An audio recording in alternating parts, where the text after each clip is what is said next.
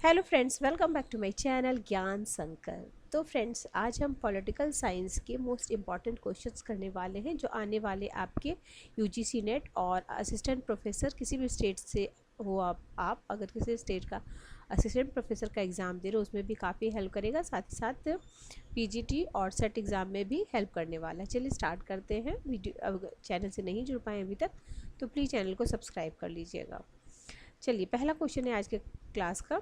निम्नलिखित में से कौन सी अवधारणा जॉन रॉल से संबंधित है? ठीक है, तो अज्ञानता का पर्दा, ठीक है, ये पता हमें है। प्राथमिक सामाजिक वस्तुएं, शुद्ध प्रक्रियात्मक न्याय, ठीक है। संगठन का सिद्धांत, ठीक है, तो इसमें से क्या हो जाएगा? संगठन के सिद्धांत के बारे में कभी आपने देखा है? उनके बारे में तो नहीं। शुद्ध प्रक्रियात्मक भी है, प्राथमिक मतलब सामाजिक वस्तु, प्राथमिक सामाजिक वस्तुएं भी है, ज्ञान का पर्दा, ये दोनों तो पता ही था। तो ए, बी और सी हो जाएगा। डी को हमें एलिमिनेट करना था।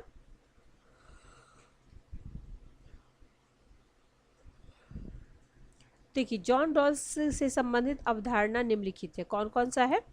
अज्ञानता का पर्दा, प्राथमिक सामाजिक वस्तुएं, शुद्ध प्रक्रियात्मक न्याय, विवेकशील वार्ताकार, न्याय उचितता या निष्पक्षता के रूप में, मैक्सिमिलियन नियम, मूल स्थिति, शब्दकोशीय व्यवस्था।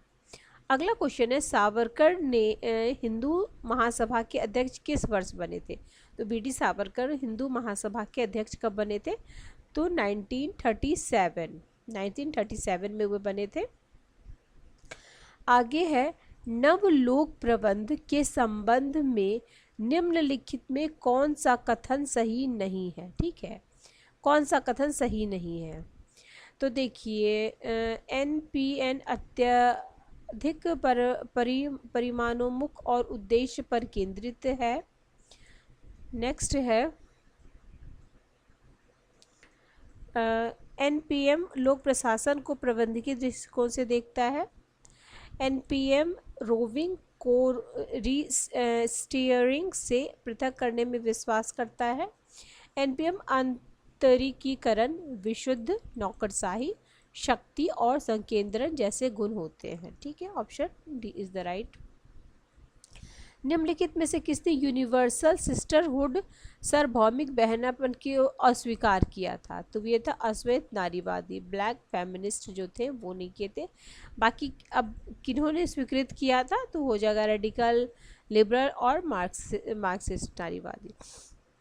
आगे है, निम्नलिखित में से कौन से प्रस्ताव अल्पसंख्यक संबंधी अधिकारों से संबंधित नहीं है?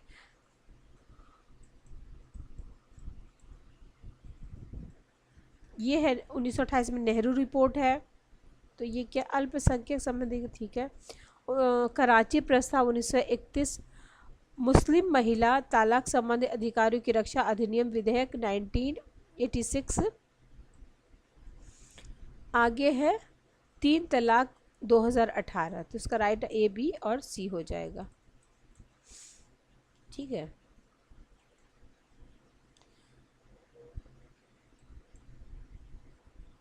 क्या संबंधित नहीं है ना? देखो, ये और ये, इसका राइट आंसर हो जाएगा ए, बी एंड सी। नहीं, निम्नलिखित रूप से अल्पसंख्यक संबंधी अधिकारों से संबंधित नहीं है। तो 3 तलाक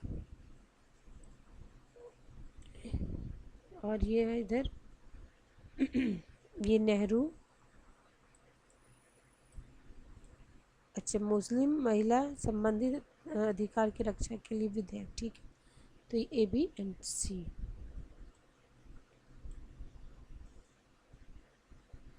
नेक्स्ट है,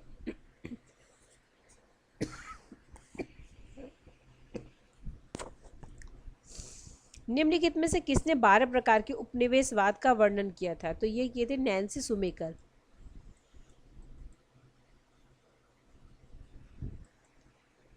उनके 12 प्रकार ये हैं, आप देख सकते हैं एक बार। नेक्स्ट क्वेश्चन है आपका क्वेश्चन नंबर 7। क्या है? हमें वो करना है क्या? आचार संहिता के रूप में चेस्टर है, चेस्लर स्क्लर जो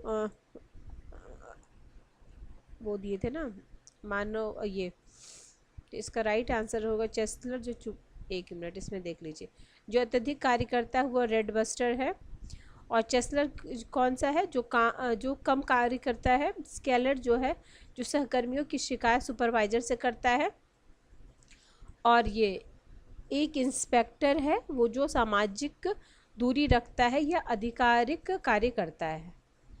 ठीक है, ये एल्टन म्योने के जो मानव वाला है ना उसमें दिया गया ये। नेक्स्ट क्वेश्चन है, निम्नलिखित में से कौन सी एसोसिएशन समूह ने मेयोवाद की कड़ी आलोचना की है और हॉर्थॉर्न शोधकर्ताओं को काउ सोशलिस्ट के रूप में ब्रांड किया है? तो ये हो जाएंगे आपके संयुक्त राज्य अमेरिका की United auto workers. Next question है, निम्नलिखित में से किनकी स्थापना के वर्ष के अनुसार कालक्रम के अनुसार व्यवस्थित कीजिए? क्या क्या है? सखी समिति है, महिला भारत संघ है, अखिल भारतीय महिला सम्मेलन है, भारतीय राष्ट्रीय महिला परिषद है। इसका डेट के साथ याद रखिए। देखिए इसका ऑप्शन सी हो जाएगा, ए बी डी सी। तो सखी हो जाएंगे 1896, उसके बाद भारतीय महिला भारत संघ 1917, भारतीय राष्ट्रीय महिला परिषद 1925, अखिल भारतीय महिला सम्मेलन 1927। ये तो कई बार एग्जाम में आया हुआ है, पीजीटी के एग्जाम में भी ये वाला है। अखिल भारतीय महिला सम्मेलन कब हुआ था? 1927 में। हिंडर्सन बुक्स प्रतिवेदन निम्नलिखित में से किससे संबंधित है? ये संबंधित है आपका चीन भारत युद्ध जो कब हुआ था? 1962। आगे है G20 के बारे में निम्नलिखित में से कौन सा कथन सही है?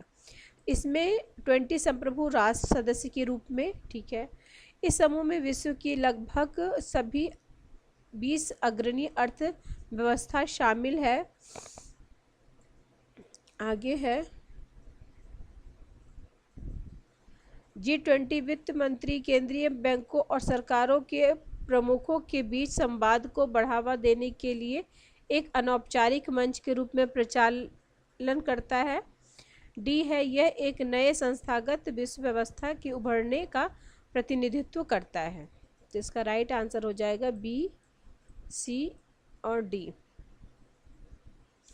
विभिन्न राज्यों के राज्यपाल की विशेष शक्तियों के बारे में निम्नलिखित में से कौन सा युग्म गलत है? ठीक है,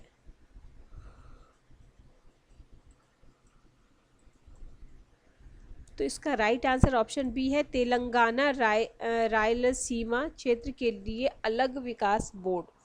ये सिर्फ गलत है, बाकी सही क्या? विदर्भ और मराठावाड़ा के लिए अलग विकास बोर्ड, और असम राज्य में अनुसूचित जाति के क्षेत्रों का प्रशासन, और मणिपुर राज्य के पर्वतीय क्षेत्रों के प्रशासन का संबंध। तो भारतीय संविधान के भाग 21 में अनुच्छेद 371 से लेकर 371 जे में 12 राज्यों के विशेष प्रावधान है। इनके पीछे का उद्देश्य राज्यों के पिछड़े क्षेत्रों की आकांक्षाओं को पूरा करना, या राज्यों की जनजाति लोगों के सांस्कृतिक और आर्थिक हितों की रक्षा करना, या राज्यों के कुछ हिस्सों में अशांत कानून और व्यवस्था की स्थिति से निपटना। ठीक है, तेलंगाना का प्रावधान अनुच्छेद 371 डी के तहत किया गया। तेलंगाना रायलसीमा क्षेत्र के लिए अलग बोर्ड यह युग्म सही नहीं है। ठीक है, नेक्स्ट चलते हैं। निम्नलिखित में से कथन उत्तर व्यवहारवाद के संबंध में सही है? उत्तर व्यवहारवाद के संबंध में पहला है, किसी भी निर्णय पर पहुंचने से पूर्व सार पर विचार किया जाना चाहिए। सामाजिक परिवर्तन इसका सुक्तिवाक्य होना चाहिए। यह व्यवसायों के राजनीतिकरण की वकालत करता है।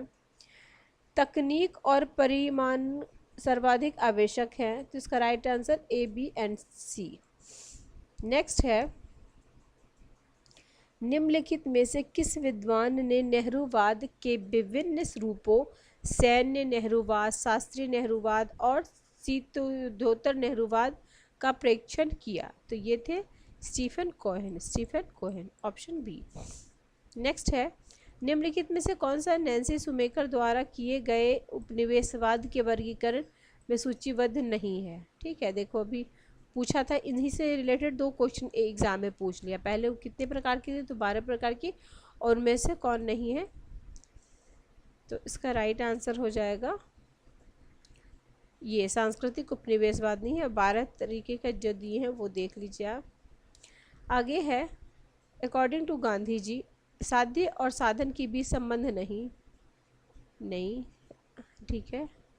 साध्य और साधन न्यायोचित ठहराता है, साध्य साधन को न्यायोचित ठहराता है, साधन महत्वपूर्ण नहीं, साधन और साथ परस्पर संबंधित है। तो यही सही हो जाएगा के अनुसार। राजनीतिक विचारकों में से नागरिकता की संकल्पना अब प्रचलन के बाहर हो गई, यह कथन किसने कहा था? ये वॉन गुनस्टर्न ने किया था। आगे है, किसने नेहरू पटेल प्रसाद आजाद को संविधान सभा के अंदर कुलीन तंत्र कहा था? तो ये कहने वाले थे आपके, और ये ऑस्टिन बोले थे, ठीक है। आगे है, अंतर्राष्ट्रीय राजनीति में नव यथार्थवाद के संबंध में निम्नलिखित में से कौन सही है? तो इसका राइट आंसर हो जाएगा ए, बी एंड सी। देख लेते हैं क्या क्या है। देखिए, अंतर्राष्ट्रीय अराजकता आवश्यक रूप से तनावों, टकरावों और युद्धों की संभावनाओं की ओर ले जाती है। बी है, अंतर्राष्ट्रीय अराजकता के परिणाम स्वरूप स्व सहायता की प्रणाली बनती है। सी है, टकराव इस तथ्य से प्रोत्साहित होता है कि राज्य को प्राथमिक रूप से अन्य राज्यों के सापेक्ष अपनी स्थिति बनाए रखने से सरोकार होता है। नेक्स्ट है, यह किसका कथन है? गलत करने से गलत बर्दाश्त करना बेहतर है। गलत करने से गलत बर्दाश्त करना बेहतर है, ये कथन आपका हो जाएगा ये हन्ना आरेंट का। एक बार फिर से मैं कथन बोलती हूँ, गलत करने से गलत बर्दाश्त करना बेहतर है, ठीक है। नेक्स्ट क्वेश्चन 21, अनुच्छेद 21 के अंतर्गत निम्नलिखित में से किन अधिकारों को मौलिक अधिकार घोषित किया गया है? सार्वजनिक फांसी के विरुद्ध अधिकार, संधारणीय सतत विकास का अधिकार, आजीविका का अधिकार, 6 वर्ष की आयु तक निःशुल्क शिक्षा का अधिकार। इसका राइट आंसर है ए, बी, सी और ई। क्या क्या इसके अंतर्गत है? तो असंधारणीय सतत विकास का अधिकार, सार्वजनिक फांसी के विरुद्ध अधिकार, आजीविका का अधिकार, प्रतिष्ठा का अधिकार, और 6 से 14 वर्ष की जो आयु का है, 16 तो है नहीं, 6 से 14 तो 21 कम में। नेक्स्ट है, निम्नलिखित नीति निर्देशक तत्वों को संविधान में वर्णित क्रम के अनुसार व्यवस्थित कीजिए। ग्राम पंचायत का गठन काम ये नीति निर्देशक तत्व का है, उसको हमें क्रम में करना, तो ए, बी, सी, डी में ही दिया गया। देखिए, ग्राम पंचायत 40, एक मिनट इसमें देख लेते हैं। 40 में ग्राम पंचायत, 41 में काम पाने की शिक्षा पाने और बेकार बुढ़ापे बीमारी, ठीक है। 42 है काम की न्याय संगत या मानवोचित दशाएं या प्रसूति सहायता, 42 के अंतर्गत ही आता है। 43 है सभी कर्मकारों के लिए निर्वाह मजदूरी शिष्ट स्तर और सामाजिक और सांस्कृतिक अवसर सुनिश्चित करना। 23 है विकास के भागीदारी उपागम के बारे में निम्नलिखित में से क्या सही नहीं है? तो सही नहीं है आपका, यह स्थानीय और स्वशासन के पारंपरिक मॉडल के समान है। आगे है, अपनी पुस्तक डिस्कोर्स ऑन ओरिजिन ऑफ डिसइनइक्वालिटी में रूसो ने किन 2 प्रकार की असमानताओं में भेद किया है? तो इसका राइट आंसर है बी और डी, प्राकृतिक असमानता और फिर परंपरागत असमानता। और इनकी ये बुक है कब हुई थी? 1754, discourses on origin of inequality, ठीक है। नेक्स्ट क्वेश्चन निम्नलिखित मानवीय हस्तक्षेप को उनके घटित होने के क्रम में हमें करना है, ठीक है। Operation provided comfort, operation turquoise, operation allied forces, operation restore hope. तो 91 है, ये 92, 94, 99 operation allied forces. Next question है, दो कथन दिया गया है। भारत की राष्ट्रीय सुरक्षा का उद्देश्य देश की सीमा की सुरक्षा करना है, जैसा कि कानून में उल्लेख किया गया है और संविधान में भी यह निहित है। दूसरा कथन है, भारत की राष्ट्रीय सुरक्षा के उद्देश्य का अनुसरण प्रमुख शक्तियों तथा प्रमुख भागीदारों के साथ सुरक्षा तथा राजनीतिक वार्ता द्वारा किया जाता है। तो इसका हो जाएगा आपका दोनों सही है, दोनों कथन सही है। एक मिनट रुक जाइए, एक बार फिर से हम पढ़ते हैं। देखिए, भारत के राष्ट्रीय सुरक्षा का उद्देश्य देश की सीमा की सुरक्षा करना है, जैसा कि कानून में उल्लंघन किया गया है ये और संविधान में उल्लेख किया गया है, जैसा और संविधान में यह निहित है। तो क्या भारत में राष्ट्रीय सुरक्षा का उद्देश्य देश की सीमा की सुरक्षा करना, जैसा कि कानून में उल्लेख किया गया है और संविधान में भी यह निहित है। दूसरा कथन है, भारत की राष्ट्रीय सुरक्षा के उद्देश्य का अनुसरण प्रमुख शक्तियों तथा प्रमुख भागीदारों के साथ सुरक्षा तथा रणनीति वार्ता द्वारा किया जाता है, ठीक है। तो बोथ आर करेक्ट। नेक्स्ट है, प्रशासन पर जवाबदेही और नियंत्रण के संबंध में निम्नलिखित में से कौन सही है। तो पहला कथन है, प्रशासन जवाबदेह का तात्पर्य उत्तरदायित्व का विधिक और पदानुक्रम स्थान बिंदु हो सकता है। दूसरा है, प्रशासनिक उत्तरदायित्व में नैतिक और मानवीय निहितार्थ होते हैं। सी है, प्रशासनिक उत्तरदायित्व का अर्थ है कि सरकारी अधिकारी उचित प्रशासन और नीति के स्पष्ट और अंतर्निहित मूल्यों का पालन करेंगे। तो इसका राइट आंसर है ए, बी और सी तीनों। नेक्स्ट है क्वेश्चन नंबर 28। बर्नार्ड के अनुसार संगठन में किसी साझे प्रयोजन के लिए योगदान देने वाले व्यक्तियों के जरिए उसकी प्राप्ति केवल संप्रेषण के माध्यम से किया जा सकता है, ठीक है। ऑप्शन डी हो जाएगा, संप्रेषण। नेक्स्ट क्वेश्चन है, निम्नलिखित में से कौन सा सही कालक्रमानुसार दिए गए हैं चुनना है। चुनाव कानून संबंधी संयुक्त संसदीय समिति, चुनाव सुधार संबंधी गोस्वामी समिति, चुनाव सुधार संबंधी तारकुंडे, राजनीति के अपराधीकरण के विरुद्ध चुनाव आयोग का अभियान। ए, बी, सी, डी। दो महत्वपूर्ण संस्थाएं जिन्होंने प्रशासनिक सिद्धांत और व्यवहार के विकास में महत्वपूर्ण योगदान दिया, कौन सी है। तो ये है चर्च और सेना। नेक्स्ट है, लिंडॉल उर्बिक में संगठन के 8 सिद्धांत अभिज्ञात किए हैं, निम्नलिखित में से कौन सा उन 8 का भाग नहीं है, ठीक है। उनका जो 8 है पहले भाग नहीं है, वो डी नहीं है, क्या है, सामान्यीकरण का सिद्धांत। बाकी क्या है 8 ये जानना जरूरी है आपके लिए। लिंडब्लोम उर्बिक का तो क्या है, उद्देश्य का नियम, सादृश्यता का नियम, उत्तरदायित्व का नियम, सोपानवत सिद्धांत, नियंत्रण के क्षेत्र का सिद्धांत, कार्य विभाजन का सिद्धांत, समन्वय का सिद्धांत, परिभाषा का सिद्धांत। अब हमें पुस्तक है उनसे रिलेटेड लेखक है, political science a philosophical analysis, political science and the theory of action, the American science of politics, segments of political science. तो इसका राइट आंसर है आपका दैट डी है। देख लेते हैं एक बार, आप इसको स्क्रीनशॉट ले सकते हो। पॉलिटिकल साइंस अ फिलोसफिकल एनालिसिस बी डाइक का है। Political science and the theory of action, action कौन करेंगे, जेवी गुर्नेल करेंगे। The American science of politics ये बर्नार्ड क्रेग का है। सेगमेंट्स ऑफ पॉलिटिकल साइंस यूआल का है। 33 पीटर ड्रकर के अनुसार निम्नलिखित में से कौन से पाप सिंस गैर निष्पादन के लिए जिम्मेदार हैं?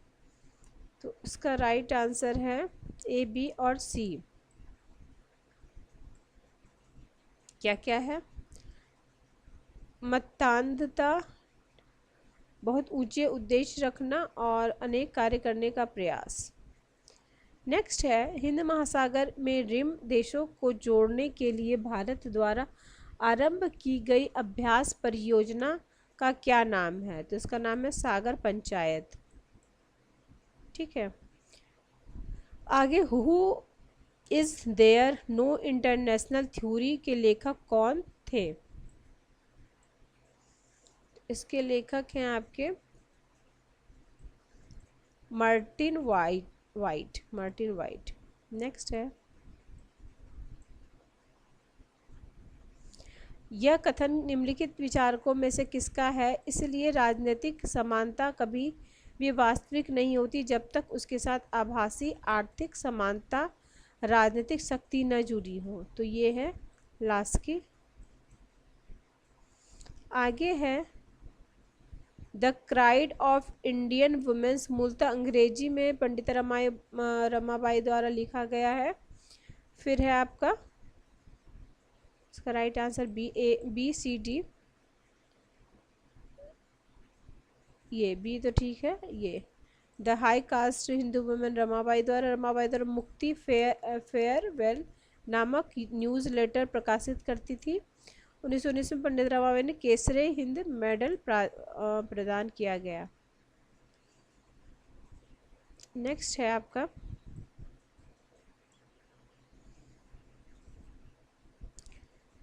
निम्नलिखित में से कौन राजनीतिक सिद्धांत की मानकीय परंपरा से जुड़े हैं? तो ये इसमें हो जाएगा ए बी डी। तो ए बी डी में कौन है?